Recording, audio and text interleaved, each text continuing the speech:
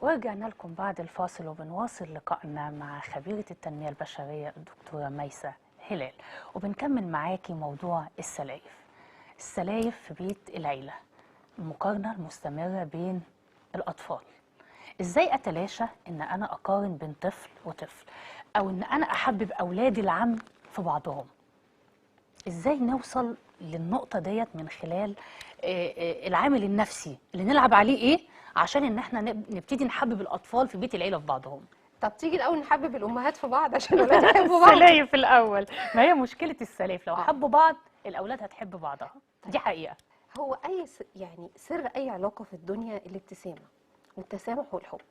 هتقولي ده رومانسيه؟ لا، انا لو حبيت اللي قدامي وعندي طاقه حب جامده اللي قدامي هيحبني اللي هو أتعامل بحب، أتعامل بحب وتسامح وشويه تغاضي. وما حاولش استعرض. يعني ايه استعرض؟ يعني ما حاولش ادخل ابين اني انا اشطر واحده في الاكل، اني انا احلى واحده فيهم، اني انا اللي ما حصلتش في الدنيا. ما هي مش مباراه. هتبدا واحنا ستات، ماشي، خلينا نتكلم ان احنا ستات. أكيد. هيبدا عامل غيره يشتغل.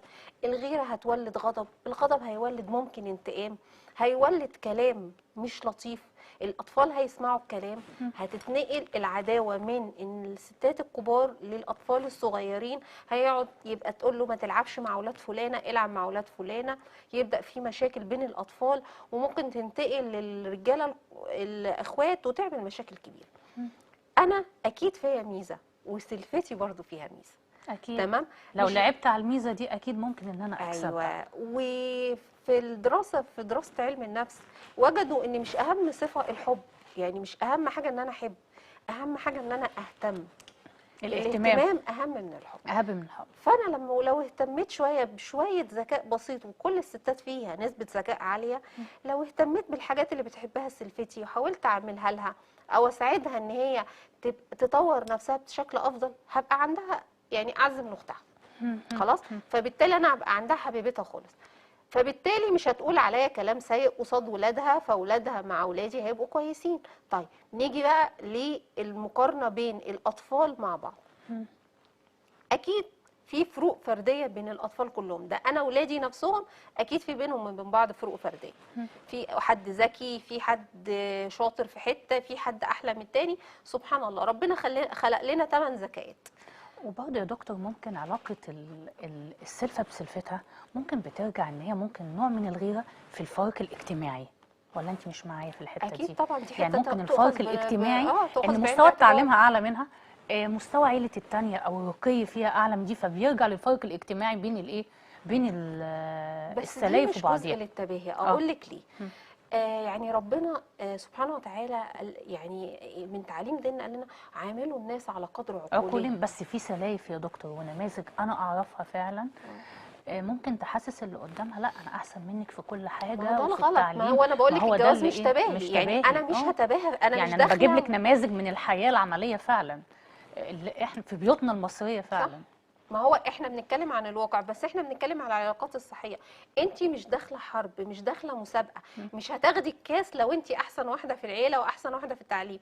على فكره الظروف اللي انت اتحطيتي فيها، لو عيلتك عيله كويسه، ده ربنا اللي حطك في الظروف دي. انت ما اخترتيش تتولدي هنا ولا اهله. ما اخترتيش يعني تتولدي هنا. ده أو اوكي ده. لان يمكن انت الدنيا كانت مدياكي فرصه احسن ان انت دخلتي وبقى عندك تفوق دراسي او كملتي تعليمك. يمكن سلفتك دي لو كانت اتوفرت لها نفس ظروفك كانت تبقى احسن كمان منك. اكيد. خلاص. فبلاش تدخلي في الحته ديت او في المكان دوت ونبدا نتباهى بحاجه احنا ما نعرفش خلفيات الانسان ده ايه. بالعكس انت ممكن تستفادي لو انت عندك جزء من الثقافه وجزء من العلم. يا ستي ده صدقه العلم تعليم، وتدخلي بيهم الجنه ان انت تطوري الناس دي معاكي.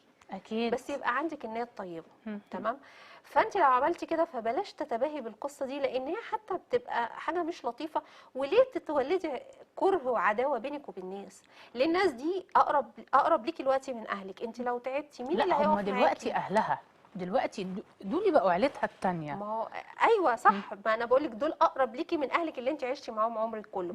بقوا دول عيلتك الثانيه. لو انت تعبتي دلوقتي مش هتقدري تجيبي مامتك مثلا من بلد ثانيه او كلام من ده تمرضك، لكن هتلاقي ديت هي اللي بتمرضك وهي اللي واقفه معاكي وهي اللي بتروح للدكتور.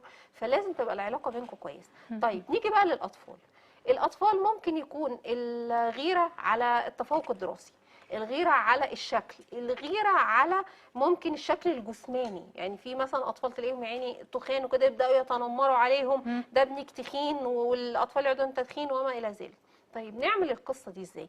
انا لو ولادي اللي هم الاحسن، ولادي المتفوقين وكلام من، هدور على الميزه في الاطفال التانيه. طفل بيعرف يلعب كوره، هروح واخداه كده من ايده واروح ادور على ايه، مركز كويس او نادي كويس، واقول له لا ده انت بطل العيله، انت اشطر واحد في الكوره، وابدا ايه اخليه ينزل يتمرن، وممكن اروح معاه التمرين واخد مامته التمرين.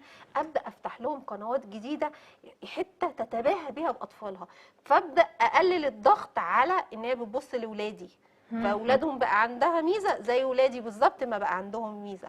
خلاص، فهي الطفل ده كمان هيبدا يحب مرات عمه جدا لان حققت له حلم. البنات اللي في العيله مثلا اخدهم مثلا انزل اشتري لهم توك واخليهم مش عارفه بيلبسوا بطريقه ايه وكلام من ده، من باب ان انا بحب الاطفال. يعني لو هي عملت بنت سلفتها على انها بنتها، خلاص هتبتدي ان هي ايه تكسب ثقة العيلة كلها، مش ثقة البنت ايوه، لنفسها. ومش لازم اعمل كده عشان انا احسن منكم فانا اللي بفكر. لا لا، ده لا، ايه انا رايك؟ بعملها بحب. ايه رايك تعالى انا بفكر نعمل كذا، ابنك اشطر من ابني في الكوره، ما تخليه يلعب زي ما هي مثلا ابني اشطر منها في الدراسه، لازم اقول لها ان ابنك احسن، فابدا امتص شحنه الغضب وشحنه الغيره من اولادي. تمام، فلما الاطفال التانيين يتميزوا في شيء فيبقى احنا كده حتى هي الكفتين لما متعادلين. يعني سلفتها تحسسها ان هي ابنها متفوق في منطقة معينة، كده بدأت ان المشاحنات بينهم تقل. وتخيلي ان انا بخدمك في اكتر حد انت بتحبيه، هل هتكرهيني بعد كده؟ انت نفسك ولادك يبقوا احسن حد في الدنيا، والست ديت ارشدتني للطريق ان اخلي ولادي يبقوا مبسوطين وسعداء اكتر، اكيد هحبها. اكيد طبعا.